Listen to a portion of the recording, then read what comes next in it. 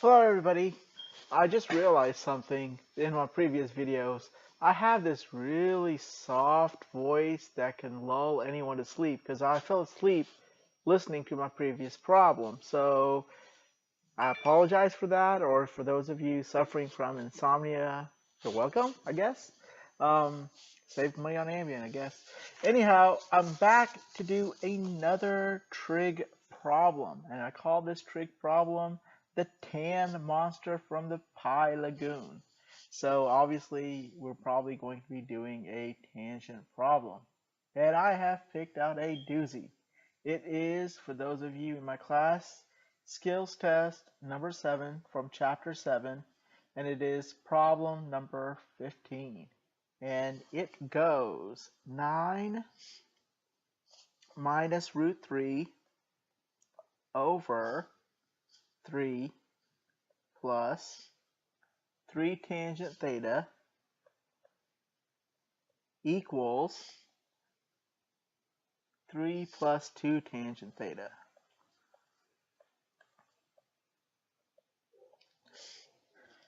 So wow, isn't that a monstrosity? That's definitely somebody you don't want to bring home to your mother. Anyhow, we're going to clean it up a little bit so it looks a little bit more presentable, like yours truly. And let's get started. So step 1 would be to isolate your tangent function.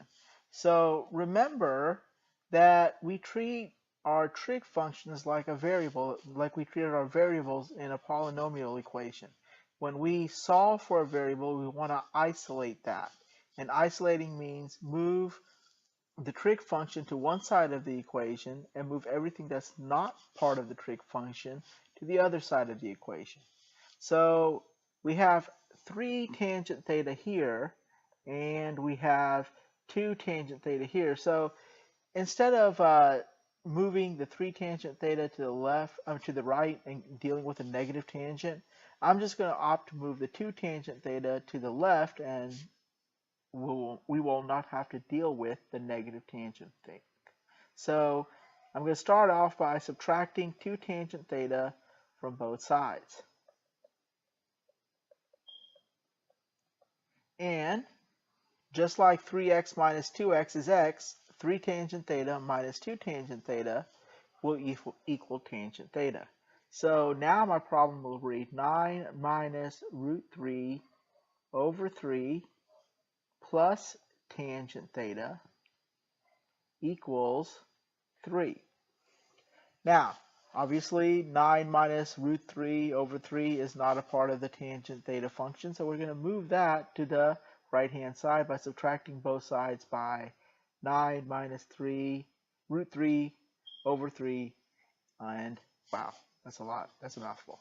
So, let's, for artistic purposes, use another color. So we're going to subtract 9 minus root 3 over 3 from both sides.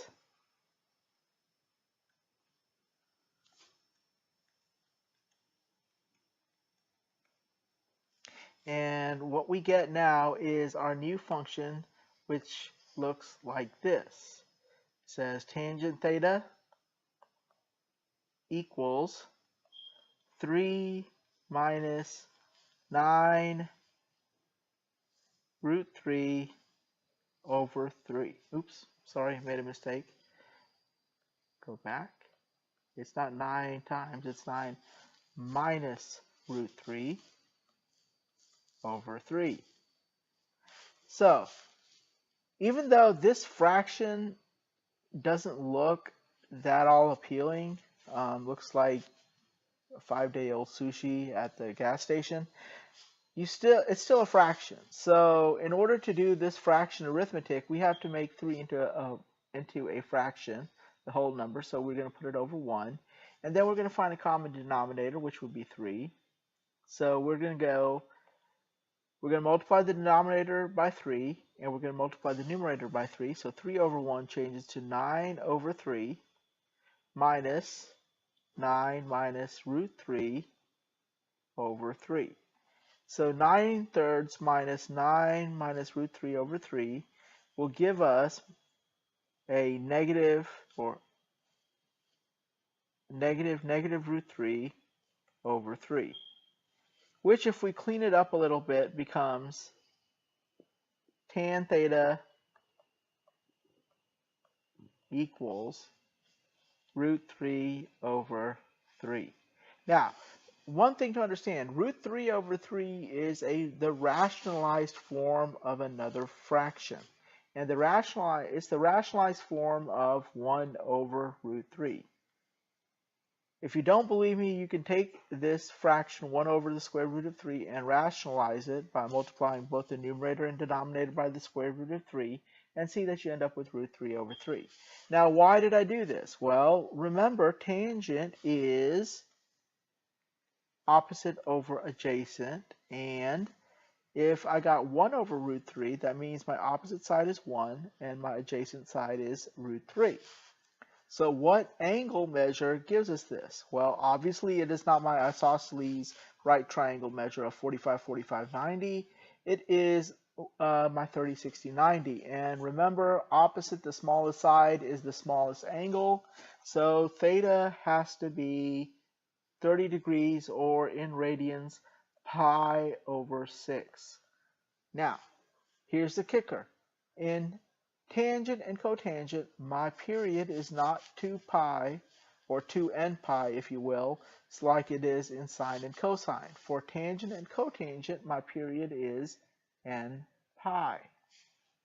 So, we now have to find all angles that meet this criteria that go from 0 all the way to 2 pi but doesn't include 2 pi. So what does this mean? It means my solution is pi over 6 and any integer multiple of pi plus pi over 6 that occurs between 0 and 2 pi. So what we're going to do is n stands for integers. And remember, integers are positive and negative. So we're going to start with 0, and we're going to work our way all the way to 2 pi, all the way to whatever multiple gives us a number that's larger than 2 pi. So let's start.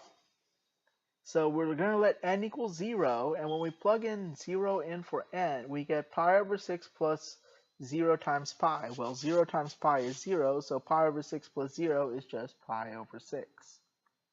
Okay, and pi over 6 is between 0 and 2 pi, so we're good. Now, let n equal 1, so pi over 6 plus pi. Now, for those of you finding a fraction arithmetic difficult with all these pi's floating around, normally a lot of pi's are a good thing, but in this case it is not a good thing. So what we do is we'll just ignore the pi's and say, instead of going pi over 6 plus pi, we'll just say 1/6 plus 1. 1/6 plus 1 is going to give us 7 pi over 6. Okay. Now 7 pi over 6 is 1 and 1/6, which is less than 2, so it is between 0 and 2 pi. Now, we're going to let n equal 2. Now, when we let n equal 2, we get pi over 6 plus 2 pi, or if you will, 1/6 plus 2. 1/6 plus 2 is 2 and 1/6, or in proper fraction form, 13 pi over 6. And 13 pi over 6 is definitely larger than 2 or 2 pi, so it is not of our solution set. And since we are now past 2 pi, we can now stop looking for other solutions. So for this problem, problem number 15, our solutions are pi over 6 and 7 pi over 6, which is option A in your multiple choice section. I hope this helps, and I hope the previous video helped, or in one way or another, whether it helped you solve the equation or fall asleep. And I will be back shortly to do another problem from this exercise. Talk to you soon.